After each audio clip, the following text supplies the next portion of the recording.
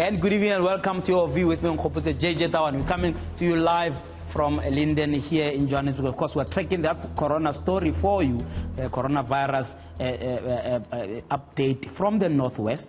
And of course, we will be dipping into that should it be necessary. But Lindy Serame will be giving you that update at the top of this hour. And of course, the Minister of Tourism, Minister Kubai, will be joining in as well after 9 o'clock. So do stay tuned for that. She met with tourism stakeholders earlier on this afternoon to discuss what the implications of the coronavirus are on the traveling, both inward bound and outward bound. And so to be interesting conversation there to stay tuned for. So we're tracking that story for you here on Newsroom Africa as we bring you the latest in that regard. But of course, we're talking higher education matters this week. I'm going to be focusing on that quite a lot, given the situation around universities, of course. But bang in the middle of that story, Mcebo Dlamini, today sentenced to 2.5 years imprisonment, suspended for 5 years. He must behave himself for the next 5 years. I don't know whether he's going to manage, but you'll tell us more about it. My brother? Yes. Good evening, man. Good evening, JJ, and thank you for having us, and good evenings to the viewers at home. Sure. How do you feel about today, man? Well, let me start by you selling us out, the calling Habib and not calling us. No, but they were here. The students were here the whole afternoon. They don't know Habib, those people. You can't call children to debate the old horses. No, that's not a debate. The debate is still coming. We are the ones who know Habib. These ones are scared of him. Serious? You bring that man to howl here, he makes noise, he was shouting alone. You should have called me so that we shout together. All three of us shout there. Because but he raised reasonable things. There's nothing reasonable that Adam honestly is speaking about. No. Adam rose to fame. Yeah.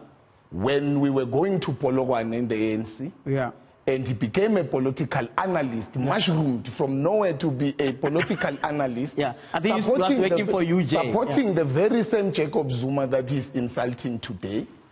Today he's singing for Sapa, insulting Jacob Zuma today so that he can be deployed by the current leadership. We know how he survives. So but he seems to have gotten a job overseas. I mean, they don't want him there. You didn't see that there is a protest in that university. The students are rejecting him. Before he even gets there, they are already saying... Seriously? Yes. No, man. You can Google it. It's there. The students in that university are saying he's responsible for brutalizing, for using maximum force on intellectuals. You can't use maximum force. We use brains. We don't have muscles to fight. You bring police to move our heads so that we are performed. Oh, no. Wait, Chief. Unfortunately, my show starts earlier now. I need to moderate. Listen, but he raised the issue about the movement of progress, throughput. He's talking about that now there are more postgraduate students who have been registered. There are more students who graduated than when he started. Do you have a beef with that at least or not?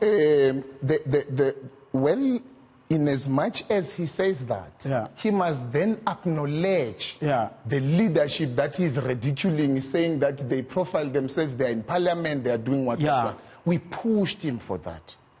Vets had a 2022-year plan that you should have asked him about. That they wanted the entire university to be a postgraduate university by 2022. How far is he with that program? He failed literally because they failed to pump in money into the postgraduate department. For you to have a full postgraduate department, because he dreams about these things when he travels overseas. He goes there to look at Harvard and all these other institutions. He wants to apply it in South Africa, where we have a shortage of universities as it stands. Immediately when you say VET is not going to have undergraduate, where are the undergraduate going to go to? Because we don't have the universities. We were going to say they must start at TEFLOP, Univen, or University of Mpumalanga. But those universities are a shame.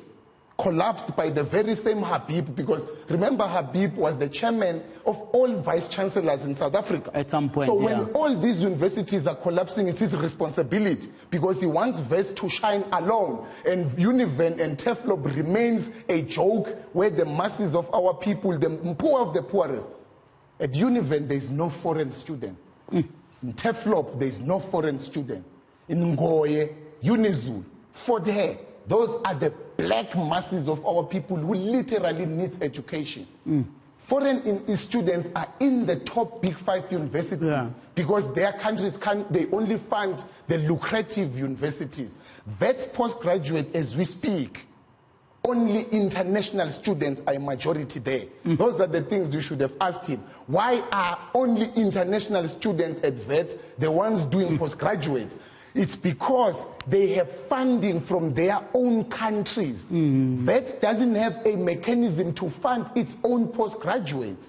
So he failed at VET. Is there anything at all that you think, I've missed all the criticism, he has done well as Habib, as a vice-chancellor over 7 years of being there? He produced arrogant leaders like ourselves. That's the best thing that he did. He made us to be very arrogant and to be very aggressive because he was difficult to deal with. So we had to then develop a posture of being difficult. Is that a trend in higher education, that the relationship between vice-chancellors and SRCs are frosty?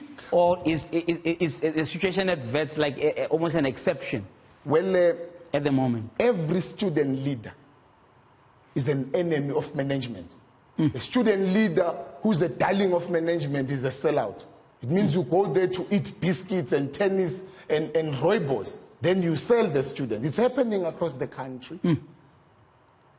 I normally say, when I visit universities, because I address universities across the country to inspire young people, I say mostly to those institutions where they are led by the organization where I come from, the PYA, I say you are responsible for the failures. You are failing the black masses of our people because you have access to leadership. But when you meet leadership, what do you say? Because these young leaders are responsible for the collapse. When they meet these leaders, they don't speak about the challenges that are affecting young people. They go there to drink the expensive wine that is being drank by these old people. They begin to smoke cigar and want to emulate this bad habit of these old people. We have a generational curse that when you look at the people who must take over from these old guards, it's people who cherish wine, expensive whiskey, champagne, Don Peñón. I can't even pronounce these things. Those are the leaders that we are going to have. But interestingly, Habib in his book blames you guys. He says you guys are behaving like the ANC, the old ANC politicians. You go, in fact, he gave an anecdote in his book, which I said to him, but I mean, was this necessary? He says that you guys left him with a big bill at a Park Hyatt. You had a meeting there and you left him with a big bill after drinking and splurging. And he was using that as an example to say, you are emulating wrong things by our politicians. Do you have beef with that? Is there a part of the student leadership that in fact emulates wrong things that are done by our politicians today? I don't drink alcohol. I've never drank alcohol. I don't smoke. You'll never find me in a club. He must mention the leaders that he brought alcohol for. And he must indicate why he brought them alcohol. He's responsible for corrupting young people. He's using wrong methods to achieve what he wants to achieve. He's splashing money to buy alcohol. This man is corrupt. He comes to national television to say he corrupts young people. And he wants to say that the young people now are emulating bad habits. Who bought the alcohol? He bought the alcohol. For what? What was the intention? No, he says you left him with a bill, not you personally. Who bought the alcohol for the leaders? Who bought the alcohol for the leaders? It's him. It's what all these vice-chancellors are doing. Fort Hare leader yesterday said that the management, in a sense, I mean, I'm paraphrasing him, of course, that they send Asian provocateurs within the student body to be the ones who are burning buildings and so on. Is that not a far-fetched thing? They lent it from Van Rensburg at UJ. Even Habib lent it from Van Rensburg. What did he do? Senior. It's his tendencies of bringing bouncers to provoke the students, and the bouncers burn buildings so that they remain employed. Because if there is no tensions in these institutions, there is no reason to have bouncers. We must begin to say, who owns these bouncers? You will find that, Adam, Nalebor, Van Rensburg own the bouncers. But is that not an extreme view? We might find that they own the bouncers. No, wait. Anything is possible in this country. Let's park that. Let's say that's possible. Do you accept, though, that there is an issue of banning of infrastructure? Of course. That must be addressed in higher education right now. During the Fees Must Fall alone, there were close to 800 million rand worth of bent-up buildings everywhere from here to Cape Town. You see, JJ, we can't come here and condone a banning of destruction of property. 100%. Mostly because that's the only thing we have. We don't own the content that we swallow. We don't own anything. Now, when we demolish these structures, it's the only thing that we have and it's the only thing that we can call ours.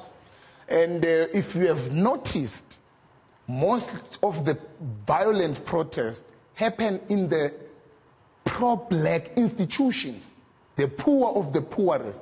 UCT is not banning. Stellenbosch is not banning. Wits is not banning. University of Pretoria is not banning. University of Free State is not banning. It's TUT. It's VUT. It's MUT. It's Unive. Ngoy as well. TUT. Those are where the masses of our people are. We must interrogate these issues. What's your analysis? We have to What's your analysis why they are banning things? I mean, what is the rationale there? What can be a justification? I don't want to justify it. I can't come here to justify violence. But at the same time, I want us to interrogate to say, these institutions are abandoned. These institutions are neglected. Have you been to Univen? Have you seen the cockroaches there? I've never seen so huge cockroaches in a residence where young people live. But it's a reality. You go to Fort Hare. It's a shame. Cows, you know you are in class, there's a cow looking at you through the window. But our leaders went there. That's why now, when these young people react, they are angry. And they react in anger. And you can't tell angry people how to react. Okay, let's come back to that because I want you to zone in and relate it to yourself. Take it home and say to me, how do you feel about being sentenced for being in the front of that line yourself, so that we focus it now on something you and I can relate with at close range. And just tell me how you feel about it. We're talking to Mcebo Dlamini. He took over the interview. I have no idea where I am. The questions I wanted to ask. He started about attacking Habib. And now Habib must be furious wherever he is to say, there they go again. But let's take a break. After the break, we carry on with that conversation.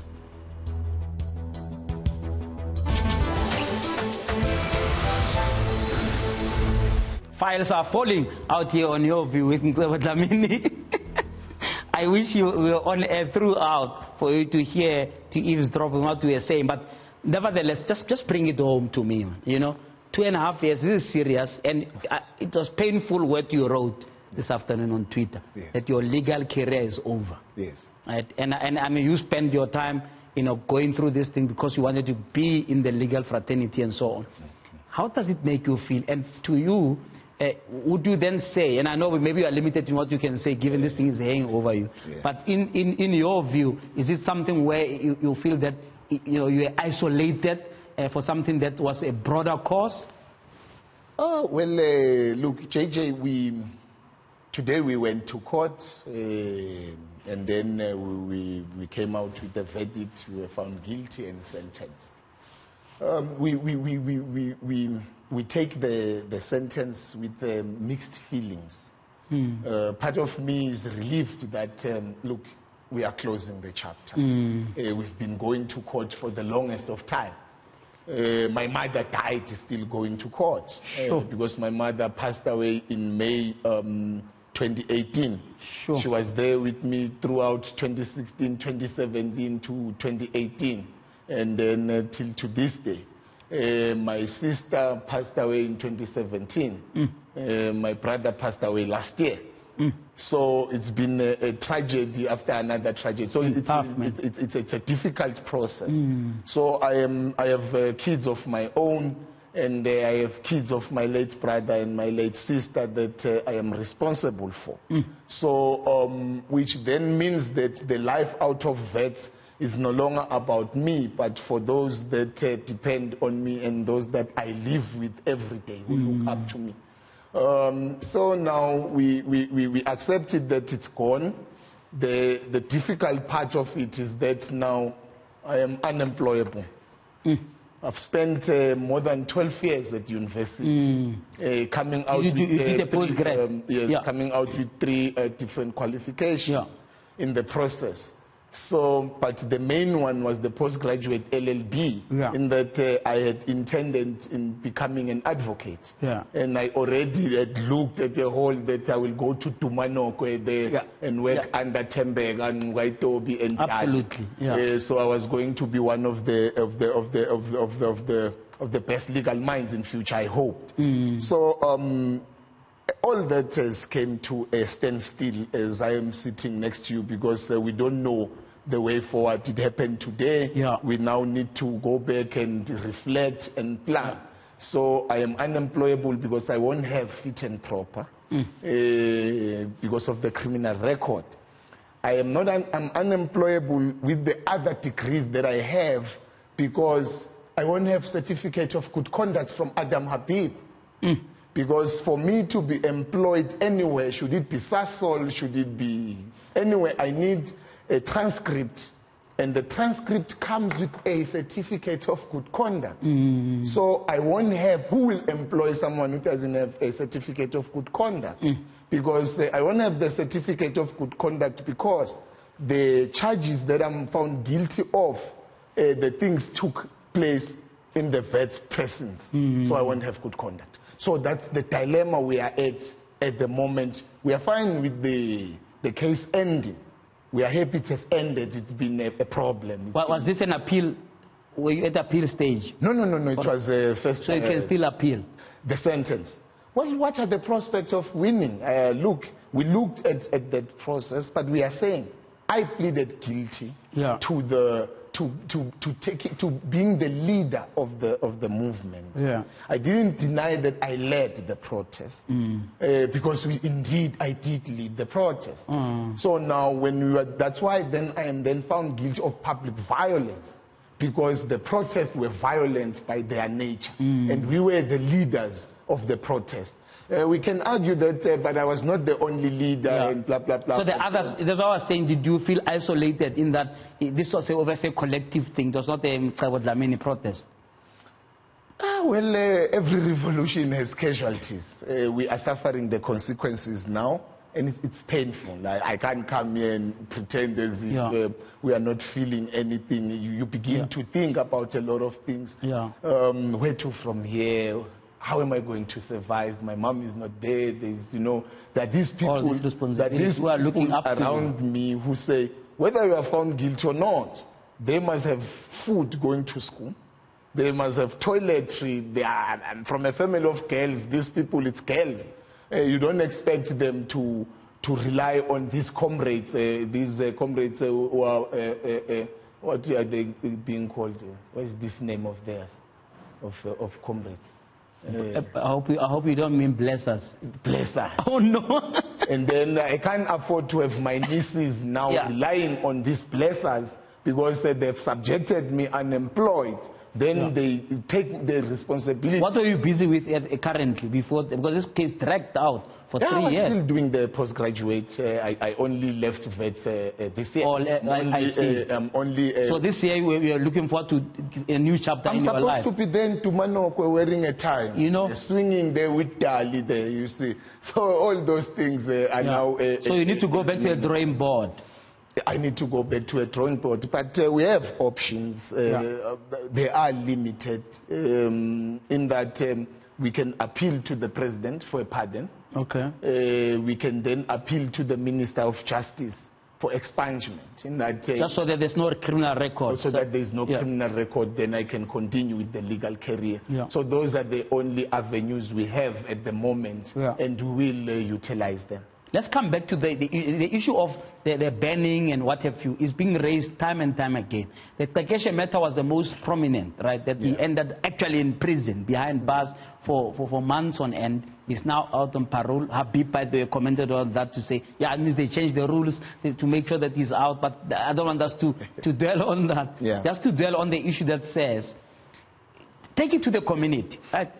What, over 1,600 protests in South Africa in a year alone that are now turning violent. And you said, you explain how students are angry and whatever. But look at Cape Town.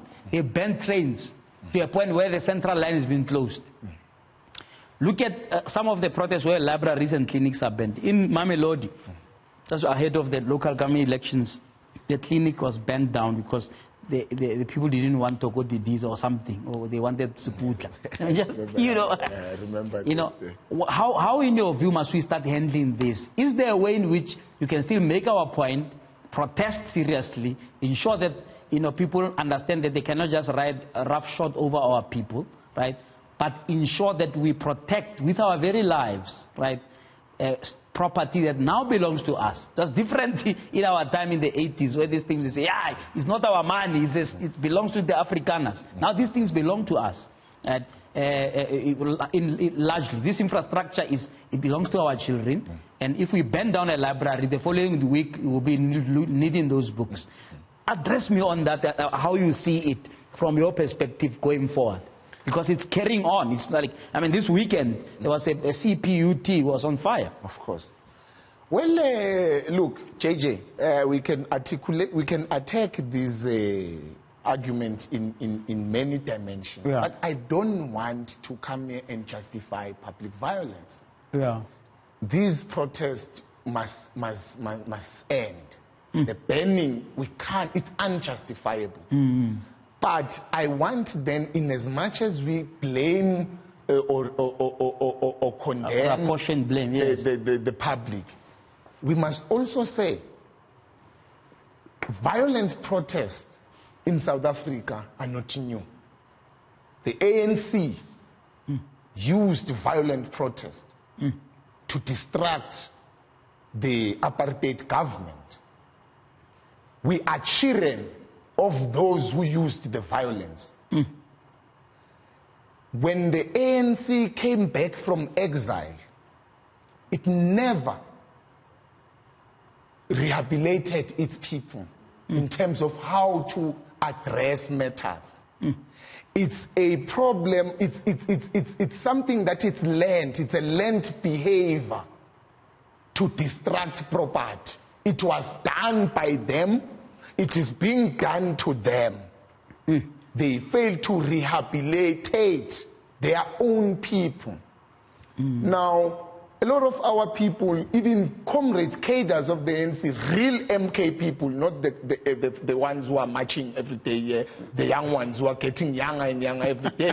The real ones, the old ones, are poor and suffering. You were speaking with them last year or early this year. They are suffering. Painful, man. The real MK is suffering. Those are the angry blacks. We are the children of those angry blacks. By nature, South Africans are a violent country. We are very violent. We are violent on property. We are violent on women.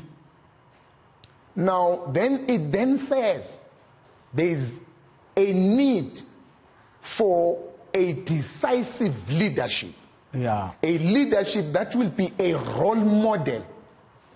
A person whom these young people and the people in the streets will look up to. Someone who will then preach morality. The only time our leaders go to the society is to campaign for votes. We don't go to society to teach. We don't go to society to instill morals and values. Just to say, I am going to Altreachville to speak to young people on how to behave.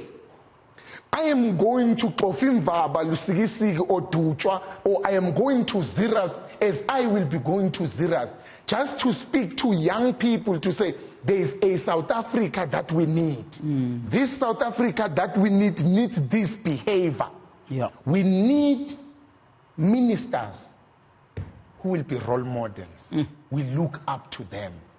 I promise you, we do look up to them. When they smoke the cigars, we look up to them. When they splash the fancy cars, that's what we envy, because it is what is at our disposal. We now lack leadership. We lack a statesman. We need someone whom, when he speaks, the opposition listens and the leading party listens. We don't have that person at the moment. Sure. Winnie was one. She passed away. Mandela was a statesman. He passed away. We need a statesman. Someone whom, when he appears on TV, we stop everything we want to hear because there's content. Yeah. So we have been, the NGOs try those things, but they don't have the capacity.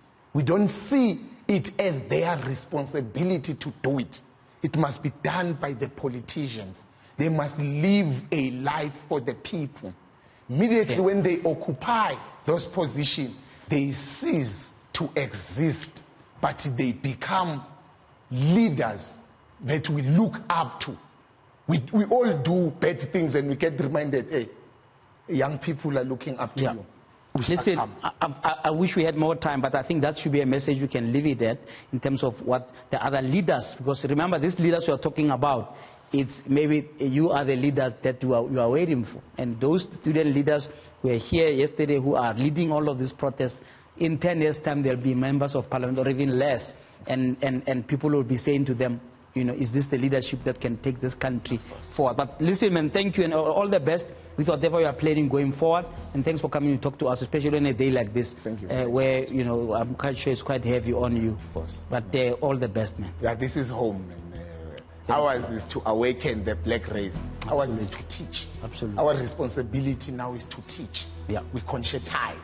So every platform, an opportunity to teach. We preach the gospel of black consciousness and Pan-Africanism. Mcebo Dlamini, rounding us up, our newsmaker tonight here on Newsroom Africa. Of course, we will be talking to the Minister of Tourism after the news with Lindy Saram. Let's take a break now.